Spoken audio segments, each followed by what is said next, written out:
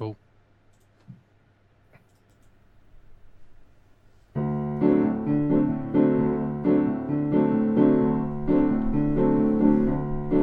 Well, I don't know why I'm listening tonight. I got a feeling that the cards just ain't right. I'm so salty, must not give in to rage. And I'm wondering what those rollers will say.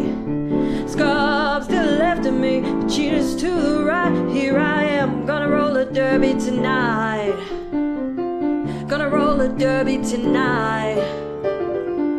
Gonna roll a derby tonight.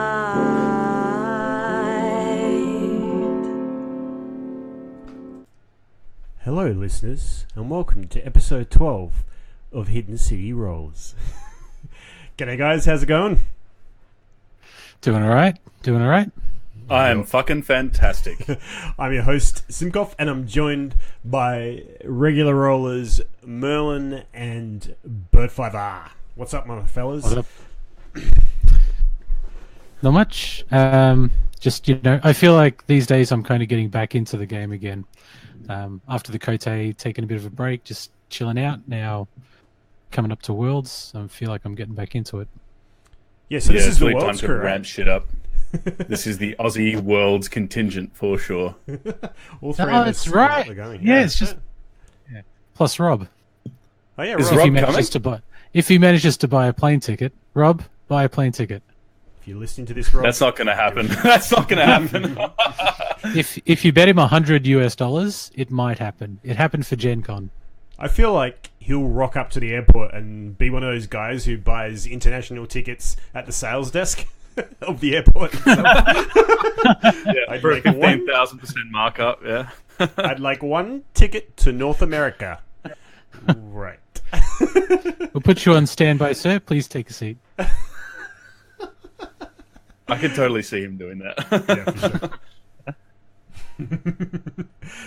Right. So It's not far away. Not far away, Worlds. It's like a couple of weeks, 5-6 weeks. and we have Fuck me dead. we got a release date. What I understand about the Underhand of the Emperor, October 4, I think. Correct. Yeah. Which is Yeah, October now- 5. Can we 'cause, just... We need to put some context on this release date. Because normally these dates are sort of rumors, whispers that you hear on the Discord servers. But this one was actually printed by FFG. That unfortunately doesn't mean shit because they've changed dates plenty of times before us in the past. So we don't know for a fact. But it's looking like, it's going to be legal, which is crazy. Legal for Worlds. Yeah, I'm always surprised actually when product comes out in Australia, because recently it used to be that it would come out way later, but these days, like recently with L5R, it's been pretty on time. The Phoenix pack came out pretty much bang when we expected it.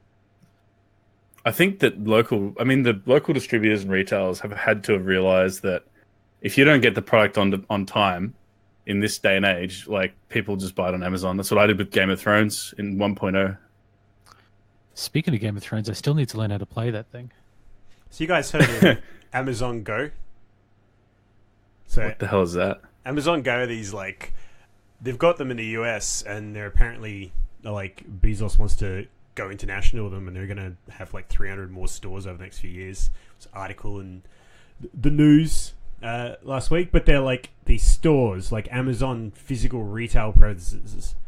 There's no people in them. You go in there and you do something Amazon-y, and you walk out with your stuff. And so they're trying to capture the 7-Eleven market. And they want you to Dude, they're speaking to me. I want zero human interaction when I go shopping.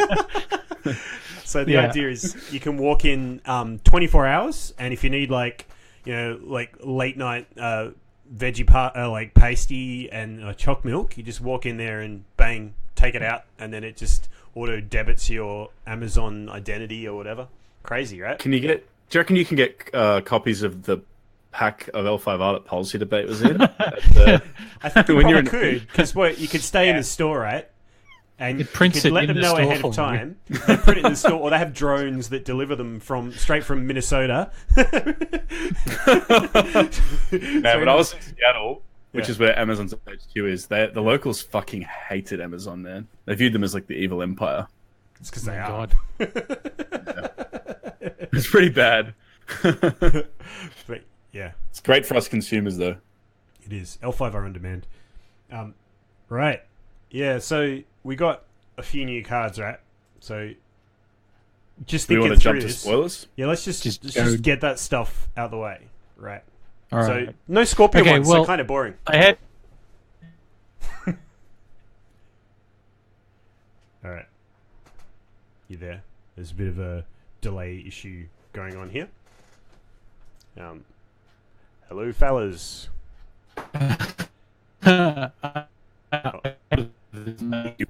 We can add a key and kind of. I think you're dropping, maybe. Sorry, it was dropping on this. We'll edit this, so let's go back from the spoilers side. So just let me lead it in. Is he still sounding staticky to you, Miller? Yeah, he is. All right, what about now? Am I better now? No, No, still staticky. Still staticky. still staticky, bubbly. Bubbly.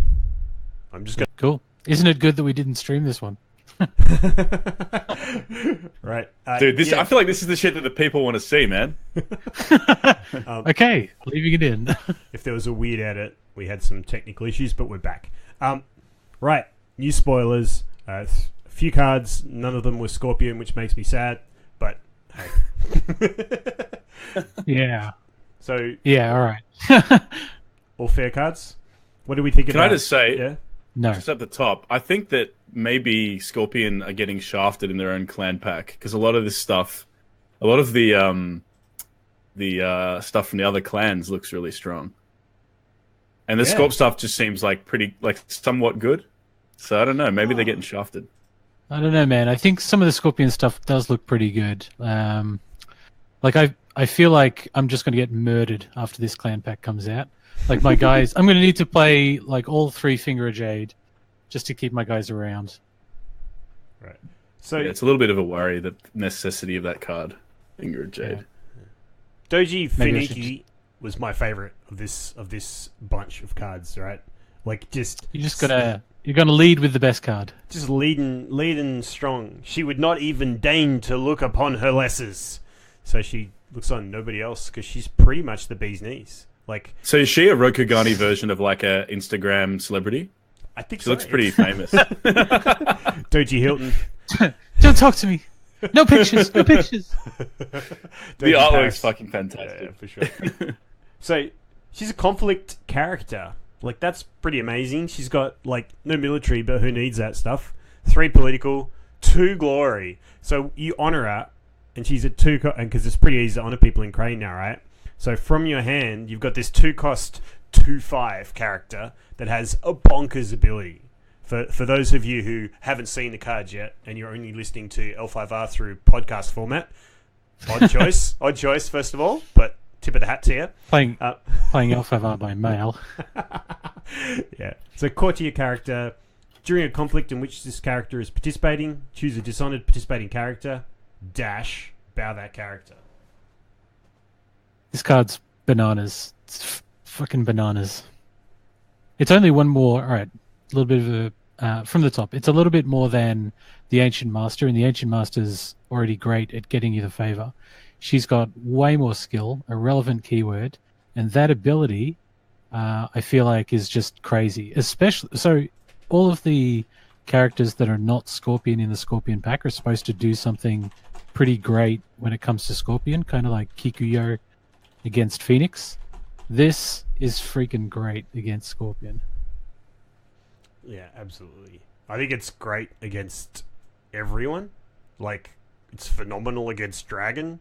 It's phenomenal against, like, Voltron-y type decks. I just think it's good in general. Like, only weenie decks is it not amazing against. Like, can you see a Crane deck going forward, Bert, where you'd be like, nah, this character sucks?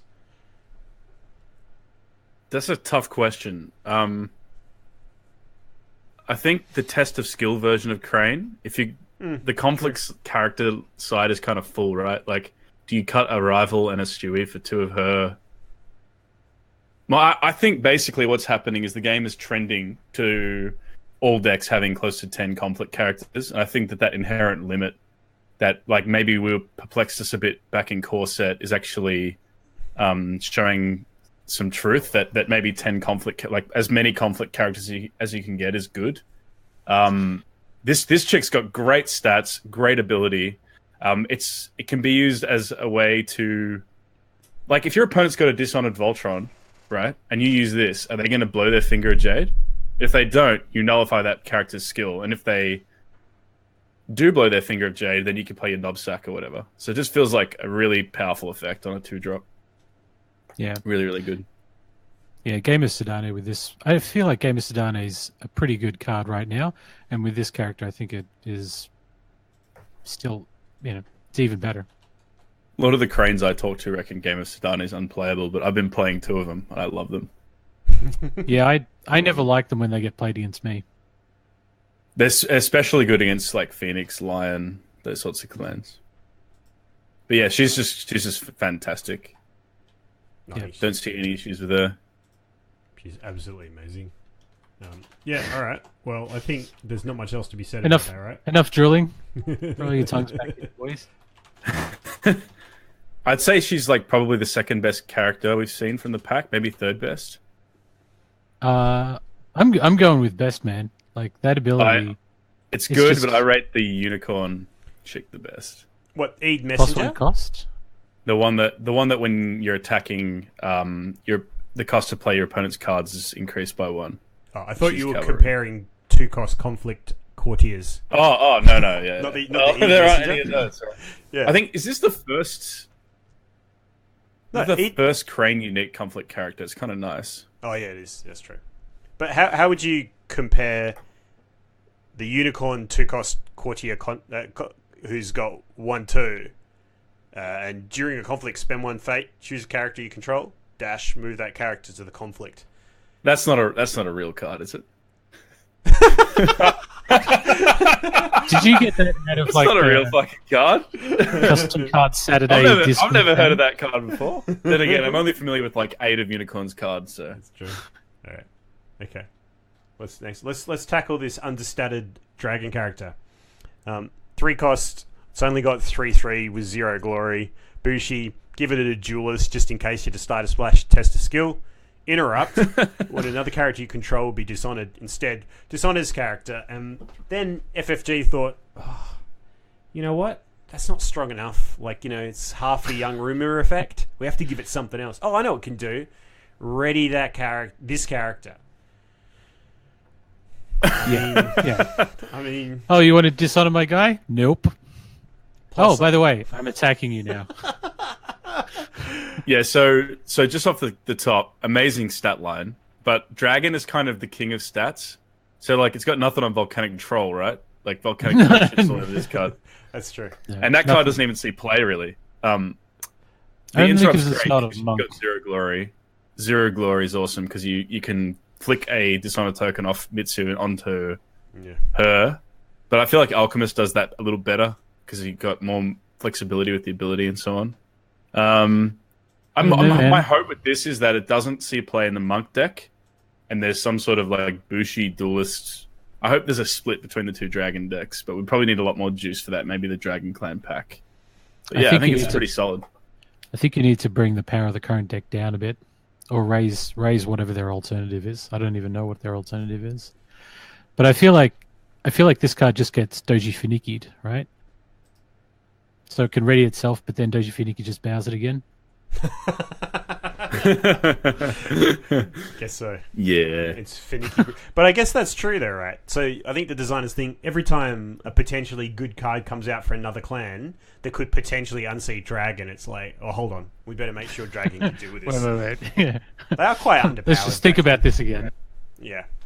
Right. I'm shocked that after, like, just how out of touch it seems design was after that first arc, because a lot of the player base thought Dragon was the most powerful deck or close to it, along with Scorpion, and then they just got all of the good cards. It's just mind-boggling. This one's decent. I think in any other clan you'd go, yeah, I'd probably play that. I mean, it's got great stats and it's got a cool ability, but like in a Dragon deck, maybe it doesn't see that much play right now. All right. So there was a third card revealed, which, to be honest, is I thought the Crane one was my favorite, but I'm going to have a hell of a lot of fun with this character. Everyone else is going to think it's trash, I'm sure. But I mean, it's a 2-cost crab character. Yusuke Oguri, unique, dynasty side, courtier, covert, reaction. After an opponent plays an event during a conflict and with this character is defending, dash, until the end of the conflict, this character gets +1/+1, unlimited.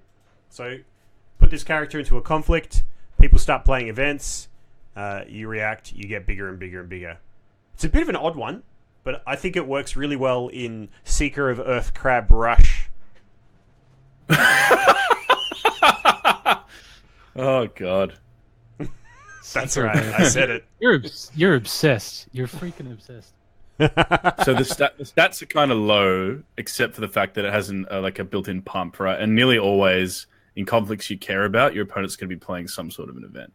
So it's going to most of the time be like a 2/2 or a 3/3, I think. The covert trait is kind of a little anti-synergistic because it means you're using her on attack, then she doesn't get to use her ability unless you can ready her, which Crab are good at readying, I guess. The courtier trait's kind of cool because it means now, I guess, Crab can maybe play for shame. They've got 2 Yusukis that have courtier trait.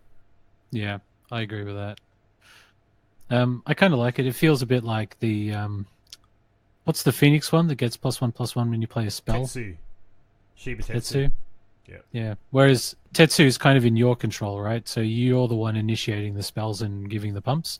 Whereas this one is much like Watch Commander and all those other cards which are on the denial side, right? They disincentivize your opponent playing cards. I'm not sure that this is going to give Crab a big boost or anything, but it's kind of nice as an option. I dig it. I really Anything with unlimited, you have to be careful when you're analyzing it because it's such a powerful... breaking that fundamental once per turn, per triggered ability, is such a powerful effect. Most of the time, anyway. So if people want to look at the deck that this belongs into, Merlin recently streamed a game where I was running that Seeker of Earth Crab Rush deck, and might get a surprise at the end. It did all right. So no, 2-drop covert's pretty good. But let me tell you about this game. All right. So he's playing Seeker of Earth Crab. He says, "Merlin, you want a game?" I'm like, "Yeah, all right." And he just pulls out this Seeker of Earth Crab deck, and I'm thinking, "Oh, all right, what it's a going to time be waster." Yeah, it's gonna be like this. The one that was on No Funny Stuff, something like that. And I kind of felt like the game went fairly standardly, but then we got ourselves into this situation where we're both on, was it 3 breaks, and we're both on each other's strongholds. Like we just slammed into each other and let each other take breaks, and then we end up on strongholds. I had Kurimura in my stronghold, right? So I kept flipping you to like political. Yeah. And all through this, he's like making me lose honor and all this type of thing.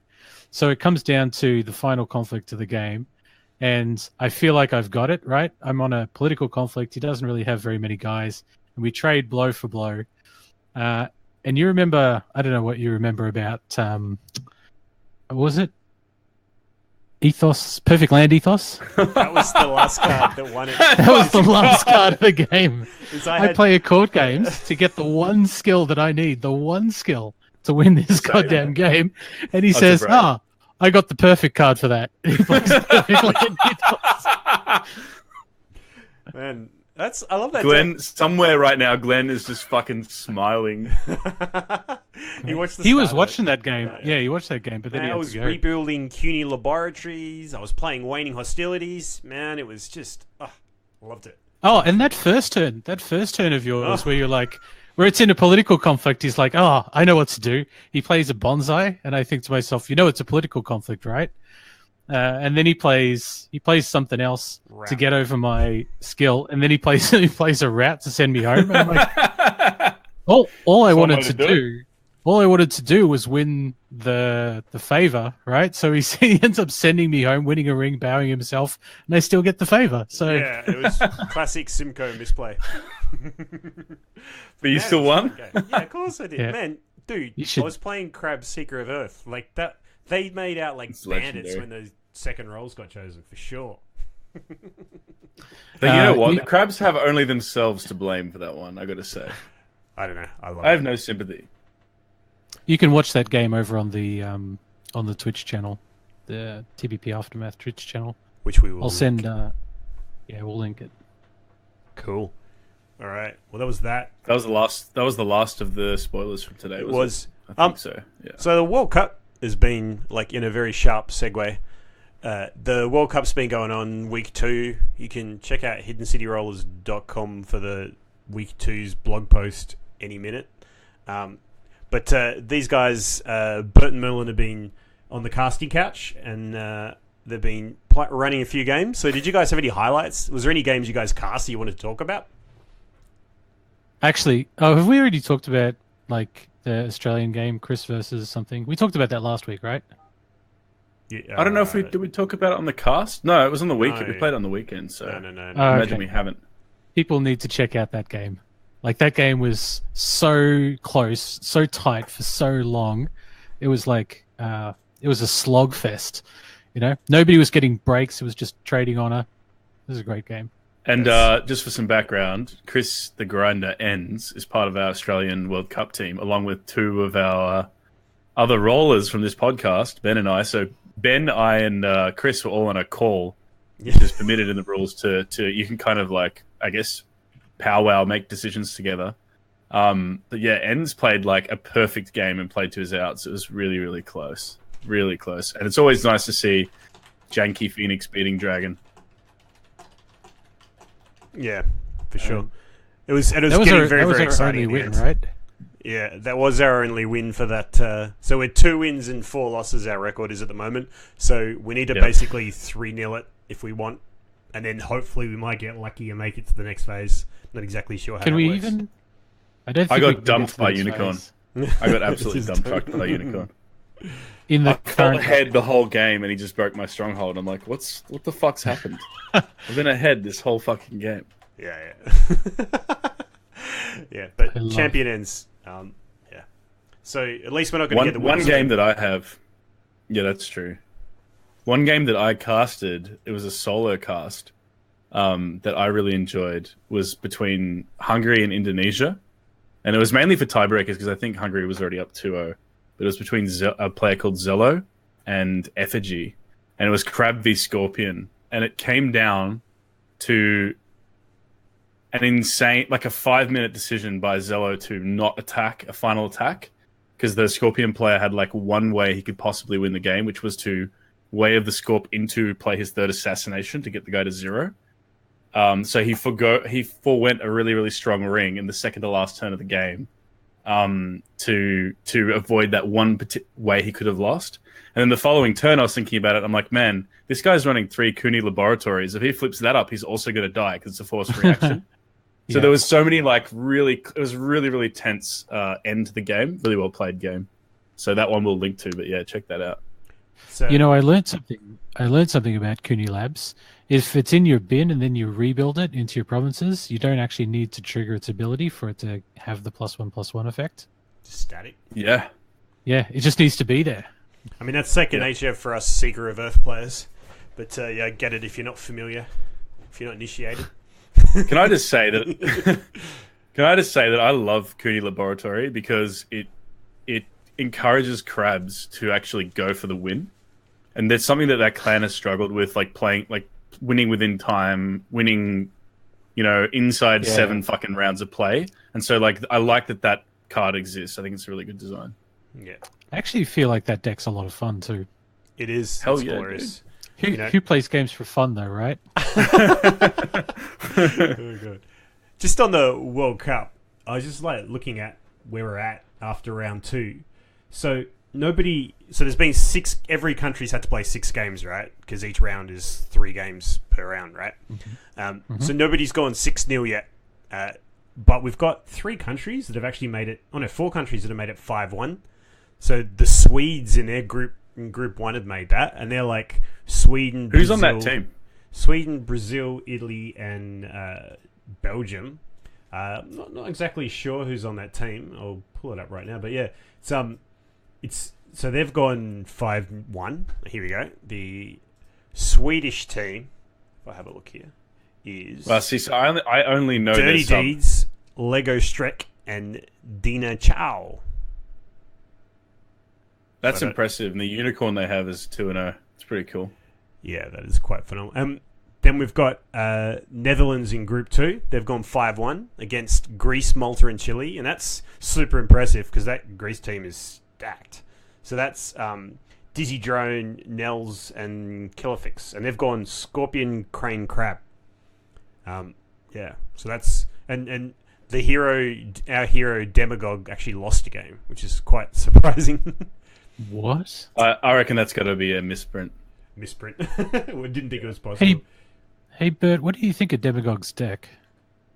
Have you ever looked at it? World Cup. I haven't looked at it. No, I'm pulling it up now. It's got like 2 mediators in it. I really like his province lineup, but it's got like 2 mediators in it and a couple other things that seem a little bit edge, a little bit. Yeah, this is kind of cool. He's running a Mantis Seafarer. That too. Yeah, it's like a weird economy choice. Okay, so he's gone for the Dragon Splash instead of. It's interesting. Yeah. Well, Bill is usually the Lion Splash, right? I think they both play it, but yeah, Bill Vasilis is playing it. Yeah. Yeah. So Demis Phoenix with the Dragon Splash. Yeah. This event has been so much bloody fun, though. Just keeping up with it, like the rivalries developing between nations. I want to highlight the last country, the country that could. They're a little country that little heard of. Nobody really knows them. They're just north of the US, Canada, and they've got 5 game wins and 1 game loss. Like, amazing, absolutely amazing. I thought you were trolling. I thought you were going to say Australia, the little country that could. Nah, we're stuffed. No. We're stuffed, mate. We've had it. Yeah, I'm pretty sure we don't make it out of this bracket no matter what. Nah. Even if they throw every single game in the next 3 games, we are not going anywhere. Yeah, I think we got to throw all of our support behind the Canadians. What we need to do, right, is we need to 3-zip Russia. And then we need to go and poison the Polish and Swiss teams. Oh, just take them out of the running. Too soon. All right. So the World Cup's pretty exciting. Week 2, we're actually starting to see how it all shapes up. So there's one more round, week 3, which the matches are up, and by that stage, every team in each group's kind of played each other, and then some Byzantine algorithm that Mind's Desire comes up with will determine what the next stage looks like. It'll be just like the Olympics. Whatever is best for the United States to get the most gold medals is the format that they'll choose. Yeah, and I'm sure China and Russia will get disqualified. Yeah, doping. Well, maybe not in this political environment, but anyway. Hot button issues, let's avoid them. So the next topic of conversation, what do we want to do? So Donald Trump, eh? Yeah, let's talk about American politics. Hot button issues. How about that Kavanaugh nomination? No, all right. Let's not talk about What's that. with Donald Trump winning all of the policy debates? Jeez. It's totally rigged. All right. What card would Donald Trump be in L5R? I'm thinking the Kabuki hero. The guy with no real mouse, but he tossed himself up. Oh, this is really funny for us because we don't live in the USA. Somebody actually said that Yusuke Taka might be the L5R Donald Trump. Yeah, he is an expert in the art of the deal for sure. He's read that cover to cover. I'm pretty sure it's on his flavor text. I'm going to look it up. It's on the flavor text. I think it's offer testimony or one of the new cards. It has somebody. It's got a quote from that. Oh yeah, I'm loving the way they're threading flavor text together. Yeah. It's really fucking cool. It's like little Easter eggs. Yeah, it is cool. It's the flavor text worth reading. Yusuke Taka's flavor text is: "I find the best use of my mouth is to bargain with it." Yeah. I'm pretty sure I've heard Donald say that a couple of times. All right. Okay. So there's that. Yep, that just happened. Yes, dear listener, you heard that. All right. So we've talked about spoilers. There was a topic we did want to kind of just have a little bit of a powwow about. We don't like to get too heavy into the strategy because we're very unskilled players, but there is something to talk about, which is around risk taking. and this is something that's come up in a few games we've been playing lately. We'll be talking about how sometimes, especially like say against Dragon, you can feel like you're in. If things don't change rapidly, you could see that yourself becoming in a lost position. So sometimes you got to say gambles to kind of do that. So I guess first of all, like, when is it worth taking a gamble? And you know, this whole risk taking, like risk versus the conservative option. Before we continue, well, I think we should analyze this in the constraints of a 60-minute timed game, which is what we're all working towards because Worlds is coming up, and that's the premier event format, regardless of what the Discord League fanboys say. That is the way that the champion is crowned in L5R, the Shogun is crowned. So that's the format we'll talk about, I guess. It's a really interesting discussion. I think there is, like, Dragon's public enemy number one with these risk. By risk taking, we really mean running into provinces, right? And now Crane has one that's pretty bad as well. So if you can't really poke Crane turn one anymore because you need to be able to break that with that attack. Otherwise, you run the risk of hitting Magistrate Station and having them have a free unbow every turn.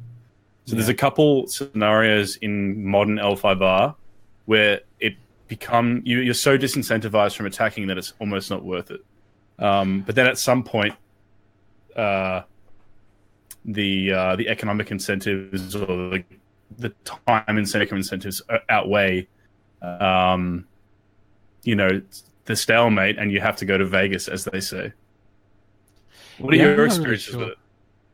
Well, when you said, hey, we should talk about risk taking, I wasn't actually thinking too much about the provinces. I was actually thinking about the card investment that everybody has to do in a conflict. I was watching a game yesterday. Oh, I was casting a game yesterday. Shoot versus Sandy Bell, and Sandy Bell's behind, basically the whole game, but he's clawing it back, and in the game, we know that Shoot has a fate worse than death, but he doesn't have enough honored people to protect against Essentia, which we know that Sandy Bell has. So it's like, can I actually take the risk of playing this fate worse than death and risk it getting cancelled? Because if it does, I just lose the game. Various points throughout the game, that risk becomes more and more attractive because you get further and further behind. So at some point, you just have to say, I got to play it, and if he's got the cancel, he's got the cancel, and I lose. That's a really interesting point. And usually in that situation, like, the earlier you play it, the less likely they are to have the cancel in their hand. Yeah, because of card draw. But also, like, the less of the benefit, right? Because if the game's more even, you can kind of save it. It's a very interesting. Some games it feels like the entire game hinges on that sort of like higher order gameplay. It's really cool. Yeah, I always feel like when you're in the game and you're losing, right? When you're behind, if you're behind, you actually have to take risks in order to get ahead, and you want those risks to kind of pay off. So when you get to this point in a tournament, right? Like, you might be down on cards, and you might want to bid 5 to draw more cards, but bidding 1. Even though it doesn't get you as many cards, might get you the tiebreaker points, and that's the risk, yeah, because then you're going to get smashed in the conflict phase that turn, most likely as well. Yeah, right. But if you can, card disadvantage. If you can just hold on, though, right? Like, you're going to take that risk. I'm going to go down on card advantage, but I'm going to go up on honor. That's the risk, and then you have that. Then during the course of that turn, you go, I want to defend this. I want to keep my points advantage, because when time gets called, I'll have tiebreaker points. It really puts your opponent into a tricky... Yeah. The tiebreaker rules, I don't want to go there, but yeah. The tiebreaker rules are like a necessary evil, right? If you want to have 1 hour games. I mean, that could be improved a bit, but with this concept of risk taking, I think that there are certain clans where your hand is a bit forced. Like, if you're playing Lion or Unicorn, it's your job to set the pace of the game. You are the tempo setter, you're the aggro deck, and so you actually are kind of obliged to take the risks, which makes the matchup against Dragon feel really weird, because it's like, well, we both know that I'm going to take the plunge in this game, and so you plan your whole... Like, your opponent can plan their opening turns in a different way than they would in a mirror, say, where they have to kind of be more conservative with the way they play and stuff. So it's really interesting, this game, the way that matchups dictate the way these games have to be undertaken. Yeah. I feel like if you are facing a dragon opponent, you're right. Normally, I would play very conservatively until the later stages of the game where I need to be taking those risks to get ahead to win the game. But in Dragon, because of their province lineup, right, you really need to be thinking about restoration of balance, because that will, like, you could recklessly hit that province and then just lose the game on turn one. I mean, yeah.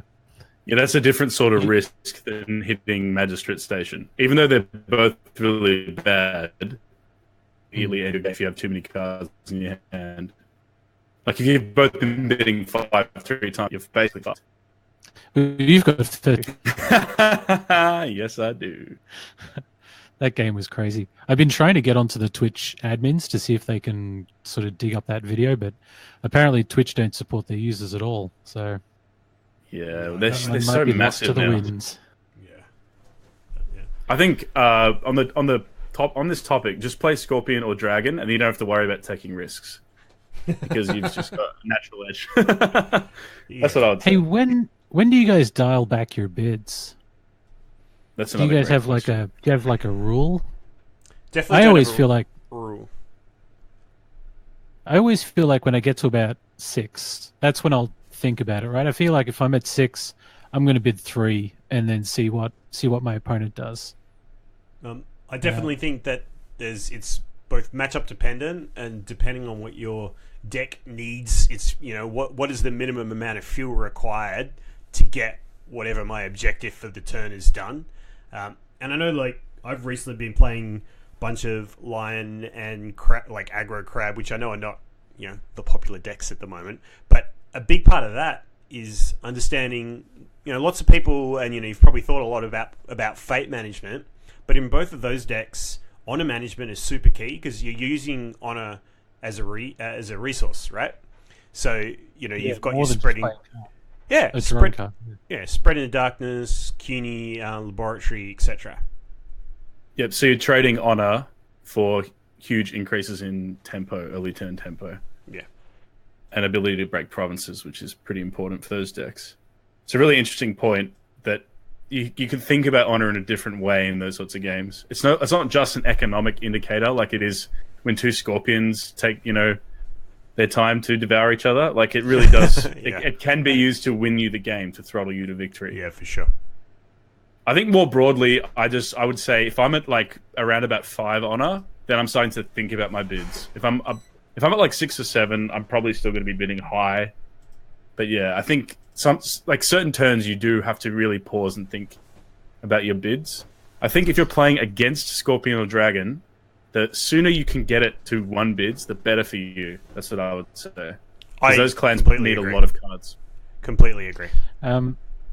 Since we are talking about like the tournament format, do you guys have a notion of when to drop the bids in order to try and get the tiebreaker points from honor? It's a really interesting point. Is it even something you think about? I had a definite game plan for it at the Cote. Okay. Well, is it just like 15 minutes beforehand you start kind of changing your bids up? Essentially, yeah. When it got to 15 minutes, I was dropping down to 1 just to grab those tiebreaker points. Because they're a lot, right? 2 points is a lot of points. Especially if you're an aggro deck and you've been breaking all the way through the game. Oh. Those make a huge difference. Well, it's actually more than a province 2 points, right? Because if you have more honorable, then you're denying your opponent more honorable as well. So actually it counts as more than just a broken province. So people who say honor is equal to provinces, that is not true. Most honorable is not equal to provinces. Provinces are worth less. Yeah. And not by the a lot, fact but that by a little. You can be up by 1 or you can be up by 10. It makes no difference. You still get the 2 points. Yeah. I personally was playing a very quick deck in Lion, like with charge as my restricted card, so I didn't even get close to going to time at all. But I think if I were playing something like Dragon or Crab or one of the slower decks, I would definitely have a game plan for that. Yeah. And I've actually tended to drop my bids earlier rather than later. I've started to drop them even earlier than I used to, I think. Hey, can I be like a little bit controversial. Let me just posit a scenario, and you guys can tell me what you think. So, at the Cote, a lot of my games kind of did go. Not a lot of my games. Some of my games went to time, and then we ended up in that situation where, are you going to concede? No. Am I going to concede? No. And now you're in a position where you actually have to full win, kind of within that round. Do you? So we were talking about taking risks. You can't concede if you've gone after time. You actually have. So do you kind of throw the game and put yourself in a position where your opponent will full win, such that you can get a higher strength of schedule? Okay, so you're talking about the situation where immediately when time is called, it's unclear if you've got a chance to win or lose. So you go for it, and then like 5 minutes later, you realize you're fucked. Is that what you're saying? Yeah, that's right. So then you you then overcommit, such that your opponent can just come in and take you it's out. Completely fine. Yeah, I think that it's a reasonable if you play strategy. within the rules. Yeah, I think what you're actually talking about there, right, is that's the challenge with the tiebreaker system. Like with the tiebreaker system, you're just going to have to, make those decisions. I think it's ugly. It's not elegant, and it feels a little dodgy because I mean, like the 6-0 versus 10-1 is a massive difference in strength of schedule, and like the idea that you're rewarded for actively trying to lose doesn't feel very within the spirit of the game, but it is the floor rules, so it's making the best of a shit set of circumstances. Yeah, it's also a different type of risk, isn't it? It's a different type of risk. Agreed. I would say I've heard on a lot of other casts and just in general, like forums and stuff, people, if you think it's more likely that your opponent should win, you should concede. I think personally, if I feel like I've got any chance to win in that turn, a reasonable chance, I will not concede. Because the difference between 1-0 and 10-6 is fucking massive. Yeah. Agreed. Like a 1 point is not going to get you to day 2. Having said that, I think that.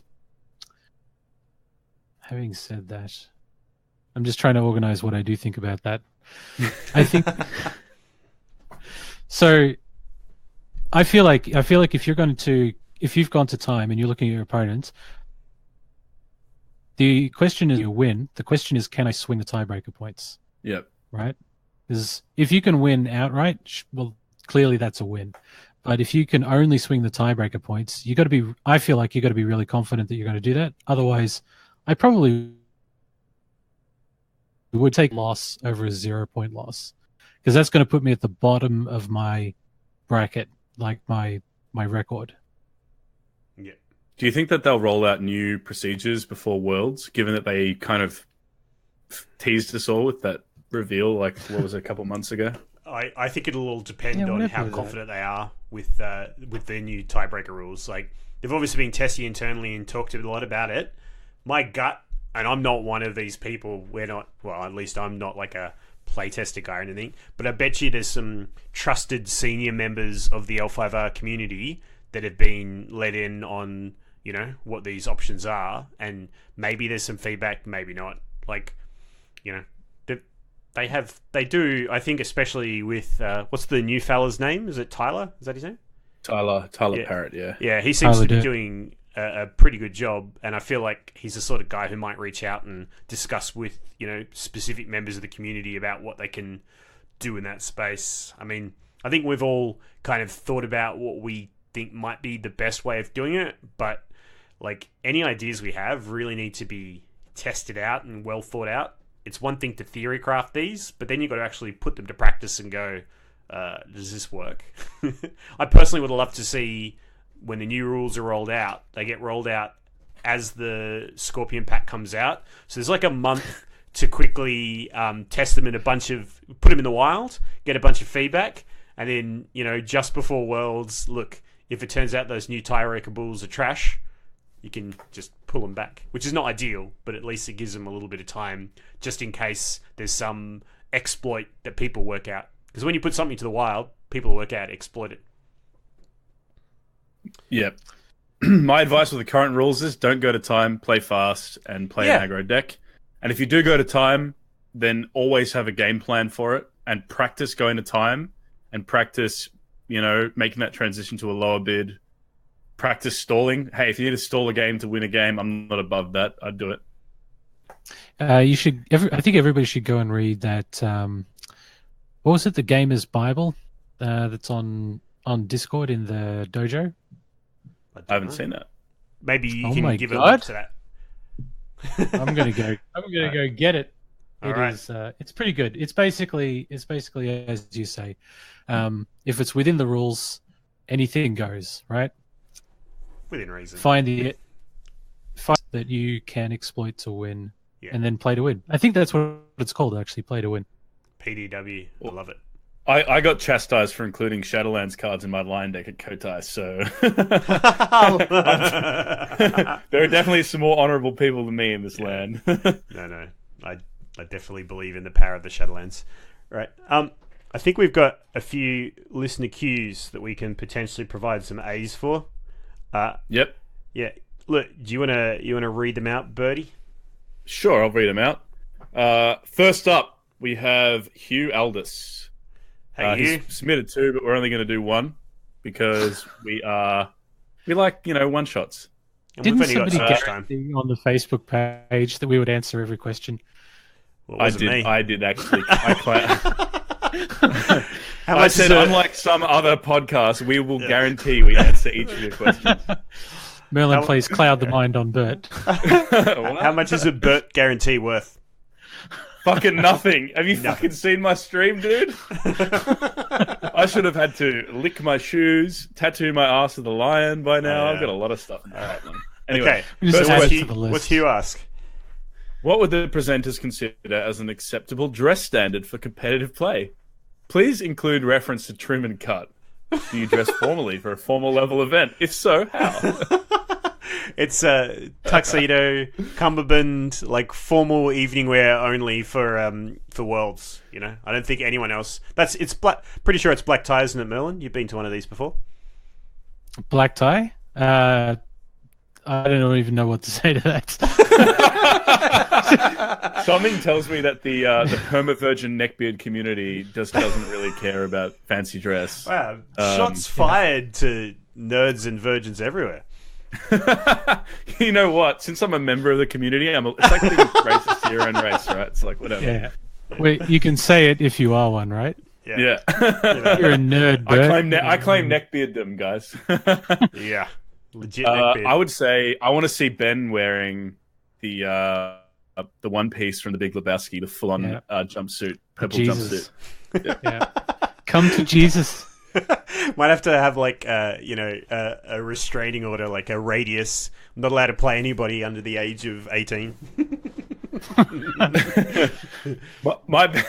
My big requirement would just be, please don't sweat so heavily that you're dripping onto my cards, because I've had that happen in Netrunner before and that wasn't great. Or Yeah. if you're a sweater, or you've got a bit of a issue, and look, we've all had problems in our lives. We know this. Just like put some deodorant on, like seriously. And other thing, here's like a little convention tip: is clothes that are washed. Like, bring enough. If you're going there for 3 days, bring 3 sets of clothes at least. And here's a trick for newcomers: 4th pair of undies. Never know, might get some skid marks during the nighttime. Let's just make sure that you've got that covered. Yeah, there's nothing worse than wearing a day-old or 2-day-old undies. No, Just don't do it. That's a good question. Thanks, And you. Inside Out doesn't cut it either. Being a former Nosferatu Lapa, I'm sure you're familiar with all of these tricks. Sprung. All right. Next question. This is from Nathan Budd, one of our honorary rollers. Actually, he's a full-time roller now. He's a There you full-time West Coast roller. It's like West Coast Awesome and guy, Avenger. and he's got. We're gonna answer both because he's got special privileges. Listeners, fuck you guys. He's a member of our team, and they're actually both good questions. So, first one is: how do you decide which cards to mulligan for both Conflict and Dynasty? Do you want to take this? All right. So I feel like I feel like it's. I'm going to answer in more general, right? So, with regard to the mulligans, it's like anything else in your matchup. You have to have a plan. Know which cards you are looking for in which matchups, right? So, a particular character, like I don't know, Tadaka or something like that, and you need a cloud mulligan, and then no matter what, play to your practice. Right? If you've practiced a particular routine for your mulligan, play that way at the events. Yeah, there's nothing worse than going to an event and in your first game or in an important game, even whether it's Swiss or in the cut, you throwing out your strategy out the window just because you think you might try something different. That's not how you do it. Yeah. Don't try something different. I would say don't try something different. No. Don't experiment. Just fucking follow the rules, boys and Just girls. follow the rules. And if it leads you astray, learn from that and then try better next time. Yeah. I would say Assassinate. There are certain premium cards that I always look for. If I'm running Unicorn Splash, I'm always trying to hunt a Spyglass. I'm always looking for a turn 1 Assassinate. This is Conflict Side. If you're playing like a really powerful restricted card, like a Charge or a Forged Edict, you want to look for one of those. Just think about what you're going to need for that first turn, because it's likely by second turn that you'll fill up your hand with the card you're looking for later in the road. So look for your early game impact cards. So there's also Dynasty, generally I go for low drops. Just low drops turn 1. So there's a rookie mistake, right? So I think something, and you guys may disagree with me on the other end of this call, but I think there's a challenge where you see your favorite character. Say, for example, you're playing Phoenix and you're like, Dynasty-wise, you see Tadaka, right? And you're like, oh my god, I'm going to keep him around so that way I can play him on turn 2. The challenge with that is you play that through in your mind, or play it through in an actual game where you keep Tadaka, is that province is going to be a magnet, probably won't survive that turn. And also, if you've got other dudes that you need to like ditch, or cards you need to ditch from your mulligan, don't keep Tadaka there, because he'll just clog it up, and you get a much better chance of getting a shitty Dynasty flop. It's much better having a first turn Forgotten Library or another 2-drop or something. Am I right, Merlin? What do you think? You're completely right. If you've got three of a card in your Dynasty slot that you need to get onto the table, you're probably going to see at least one of them by turn 3. There's not really much point if you're flushing all your cards every turn.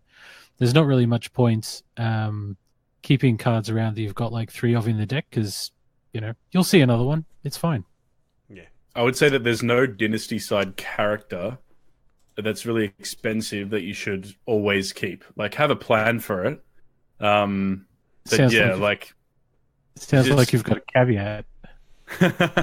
Well, like if you got if you get a Kaio Envoy, I never mulligan that, right? No, so they're like expensive guys that you can't really play turn 1. I completely agree with Ben. Obviously, that's a really good rule.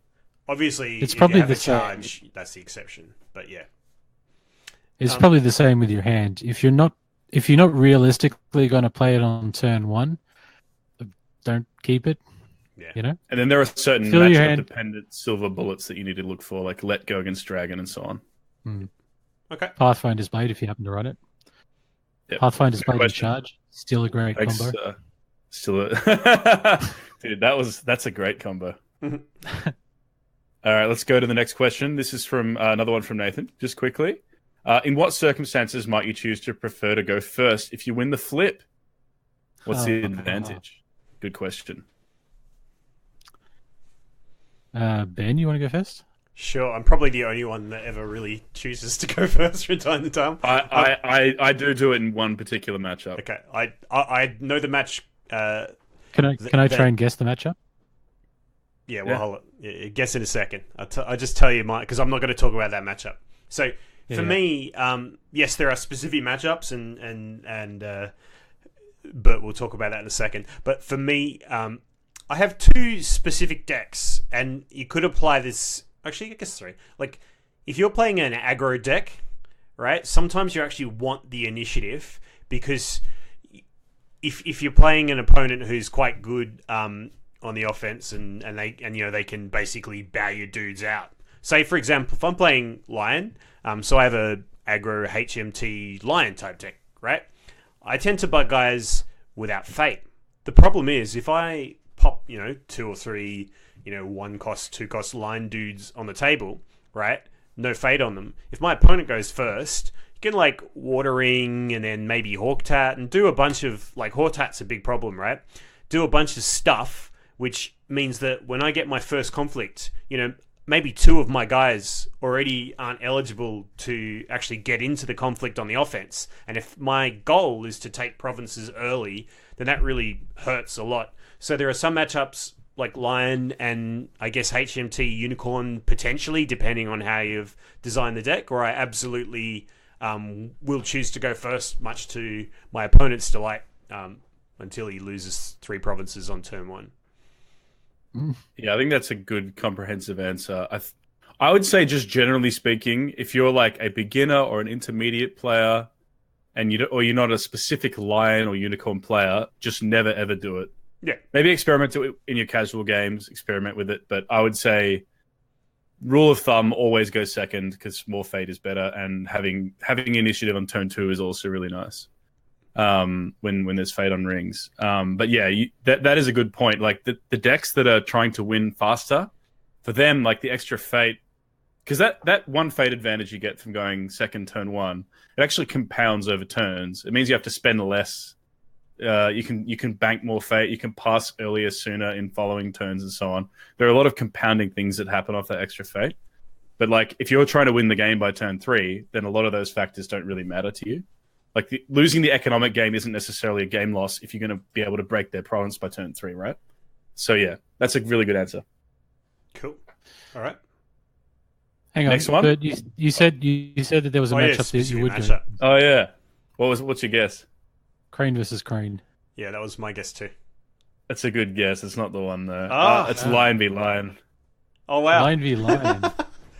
Yeah. I have no idea why. Enlighten me, O Master.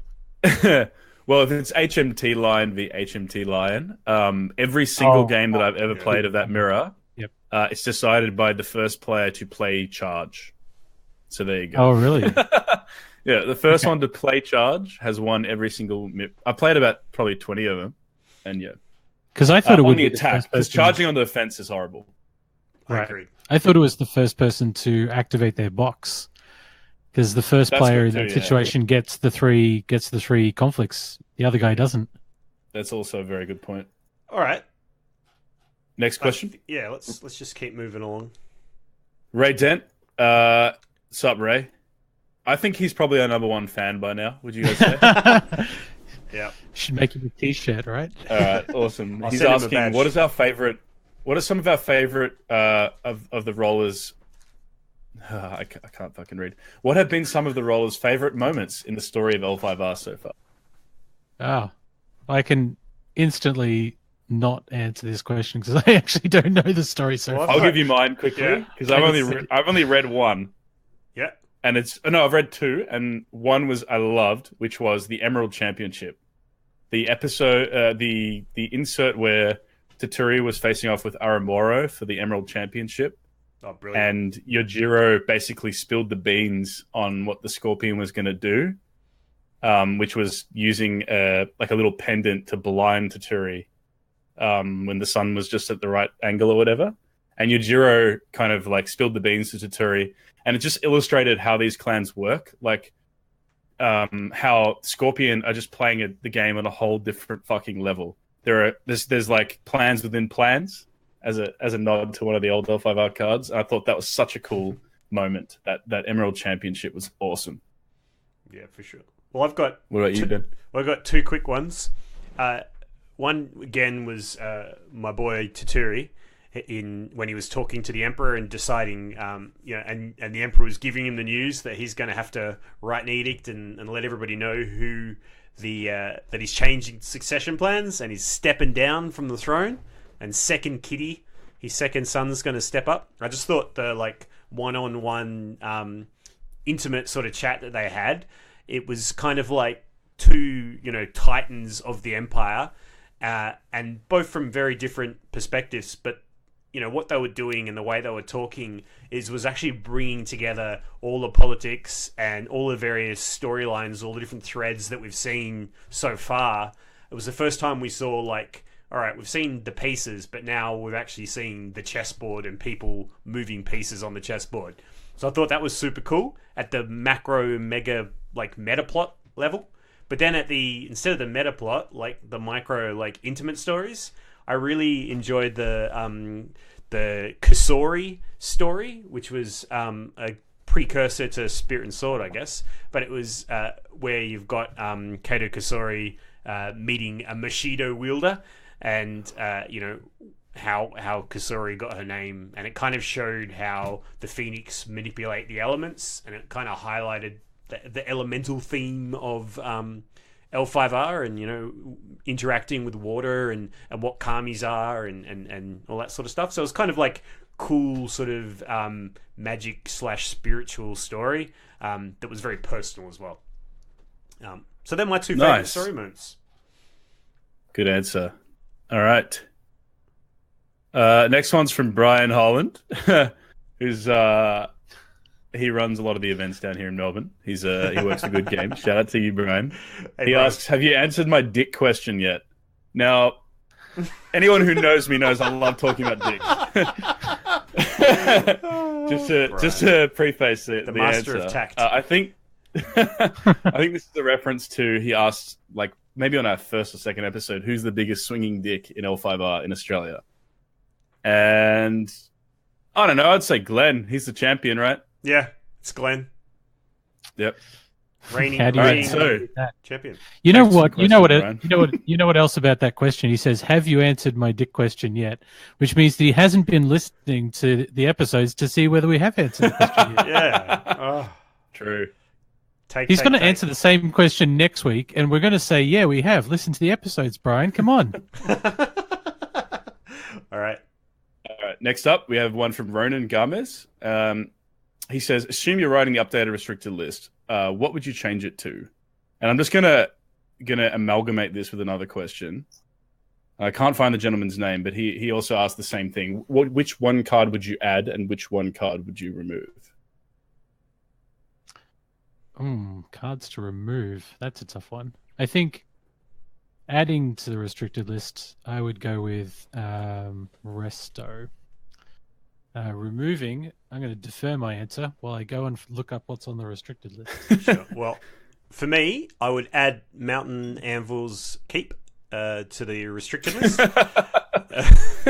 No, I'm serious. I think it's a very elegant solution. I would also add Hawktat, and I wouldn't remove anything. Yep. Would you add the Fantasy Flight Game Center in Roseville to the restricted list? One of the genius things I would like about to restrict Nate French. Do you know one of the genius things about restricting Mountain Anvil's Keep, putting that in the restricted list, is it means that Dragon players can't play any other Dragon cards that are on the restricted list. So if we add Hawktat or Let Go, it's like Miramoto's Fury. So it means Dragon players can't play Miramoto's Fury. It's only a non-Dragon card. That's why. So it's good. Anyway, I like that. Yeah, it's nice. Simple answers. I reckon I think Restoration is the biggest problem right now. Yeah. And Hawk Tattoo I think Errata would be better for Hawk Tattoo, because I think the way it was intended to work is kind of cool, right? Like you can move your monk in and then immediately Void Fist because you've got the requisite trait or whatever. Oh, absolutely. But the way it currently is just completely bastardized. Conflict phases. 100%. Next up, we have Shay Ramsey. What clan would you like to see get the corrupt dog, and why? This is ongoing meme these guys have had since Game of Thrones, I believe, or L5R1, the first game, where they apparently, like in the story, murdered a dog. I don't know how it works. They got a dog made and then murdered him, and they want to see it redone here. So yeah. Which clan would get the corrupt dog? Probably. Well, doesn't the unicorns get like the master of puppies or something, right? The Moto War Dogs. Puppy dog master? Have to be the ponies. What about the lion, like Beastmaster? Maybe the Beastmaster Matriarch gets a advanced version that's an experienced version that's at least playable? I would love to see Ratlings have their own stronghold and then have pet dogs. That would be sick. You would like to see Ratlings riding dogs into combat. Oh, mate. Is that the Eye Bleach expansion? Next up, Will Bowen. Shout out to you, Will. I played a couple 3-player games on the weekend. It was surprisingly quick. This format clearly adds a new casual dimension to L5R. Are there any other formats or deck building restrictions, e.g. Highlander, that you have played? Have we played any weird... We played open roles when roles were hard locked. That was a lot of fun. Yeah, so Merlin was a lot of fun. Minute Kotai played the Teams event. That was cool. Yes. I like the Siege format from old 5R, and I would love to see a Siege format in new 5R. That'd be... Is that the game we played at yours? Yeah. Yeah, that was awesome fun. Yeah, that was so much fun. That one where... Yes, that's the one. We got to fight Fuleng. Hell yeah. Got to run the black line. It was super cool. But you know the terminal directive from Netrunner? The story it's like, thing, yeah. Yeah, I think it's like a legacy campaign type of box. I really like that as well. Cool. Thought that was a great idea. There's a lot of space there in the casual part of the game because the game clearly appeals to like hardcore neckbeard nerd virgins like me, who want to take it really seriously and stuff. But I think the core design is so elegant that casual formats definitely have a place. So that's cool. Yeah. All right, Darren Hazelden. Have you paid Troll 5R the due royalties yet? Well, I'd just like to say, and look, you know what, Darren? This is it. We're giving you airtime right now, and then we're not answering any more of that particular question. If you want to ask about stuff not to do with Troll 5R, we'll totally entertain it. This is it. So your whole Troll 5R were the first to do questions and answers. Well, I'd like to say no royalties are due because it's public domain, and I've kind of gone back, like how far away, like when was question and answer on like a radio or podcast first up. So I found this thing. This is Albert Mitchell's daytime Answer Man program at your service. A program that answers your questions and helps you out with your problems. Anyone can ask a question about anything, and everyone is that your voice will receive there? a reply. Is that your voice? Some on the air, no, this by is mail. The Answer Man. So that was a radio show from 1931. So if you can produce an episode of the podcast that's dated prior to 1931, then we can talk. But until then, shut up. All right. All right, awesome. And we have lucky last coming up to the end of the cast here. This is from Anil Sitharam, who is our beloved Mind's Desire. He's got a couple. One of them is, now that we know all but 3 cards in the Scorpion pack, do you see a meta shift? It's the first. I'm actually going to go with no. Like as much as I love new cards and I like I've like seeing new archetypes emerge, I'm not seeing anything that's going to break out here. Well, my perspective depends, I guess, what you mean by a meta shift.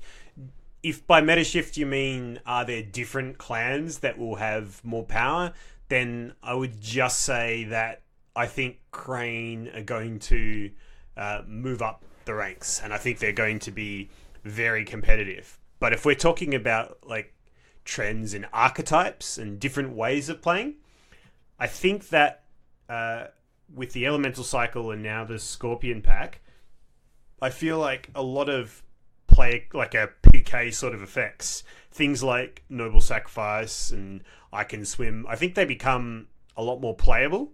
And I think, and obviously with the Scorpion side of things, with Aramoro and Shoju, etc., I feel like there'll be a lot more opportunity to just discard characters, and that's something we haven't necessarily seen be reliable. Like, I Can Swim has generally not been super reliable, but with the new Duelist, with Maze of Illusions, which makes me sick that card was printed, but anyway, I just think that there is probably more PK, I would say.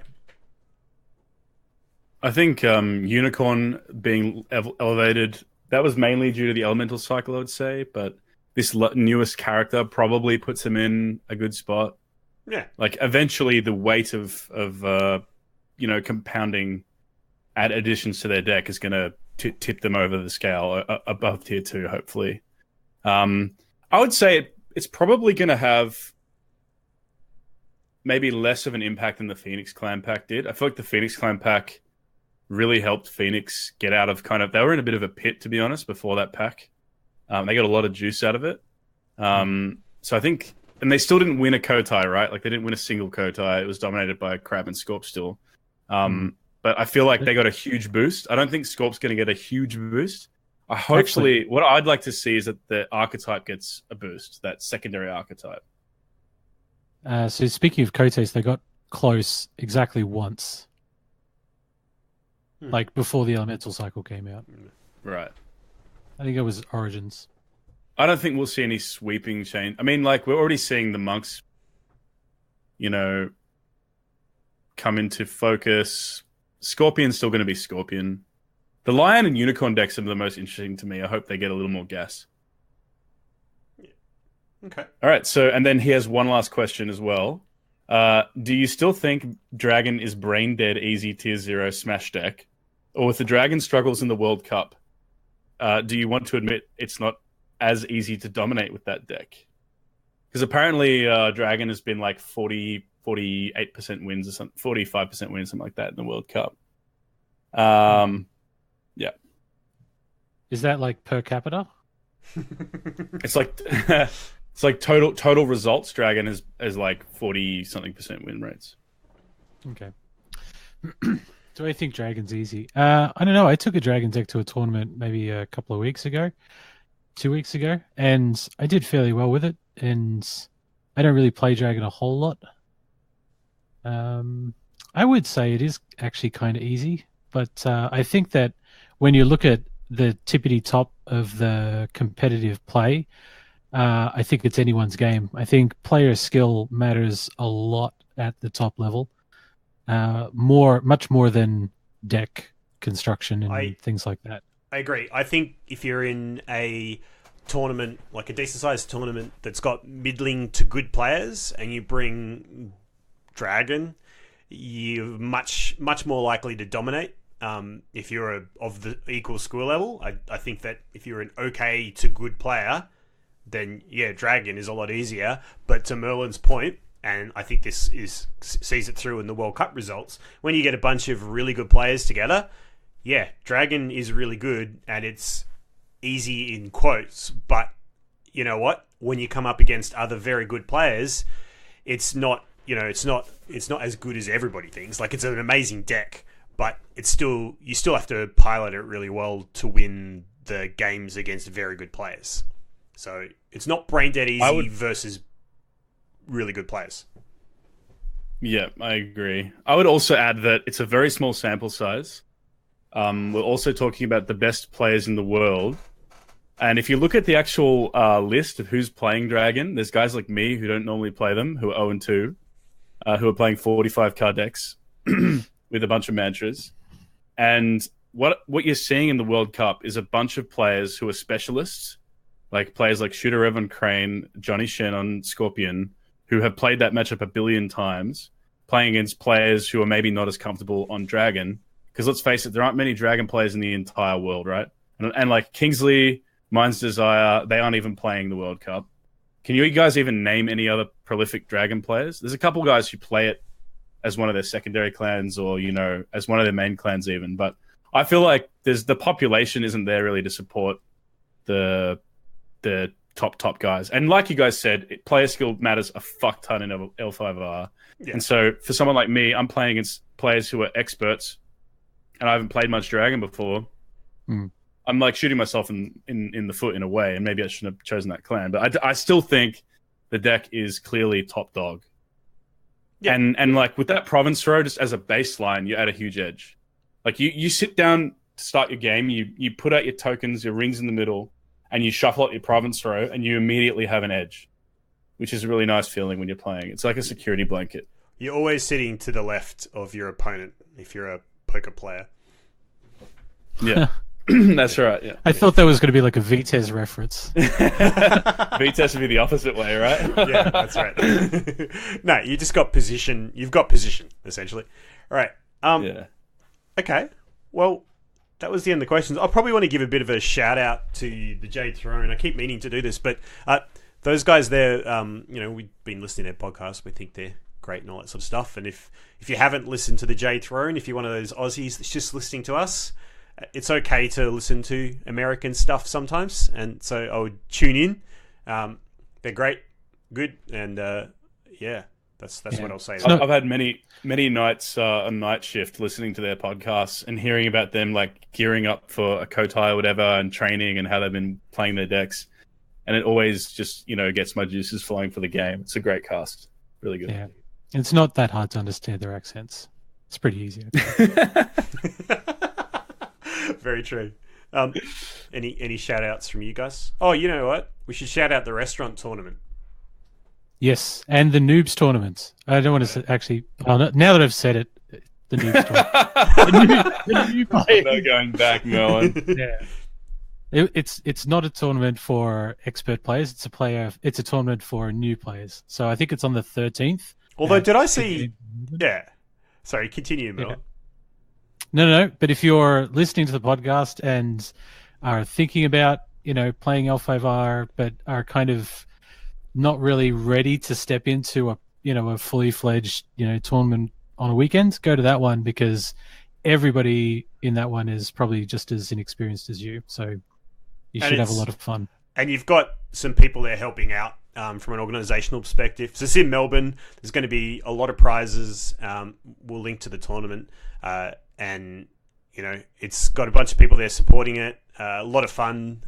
Yeah. Although I did see, Bert, I see you ticked that you're going? You're trying to take down number one spot at the novice tournament? Who, me? Did I?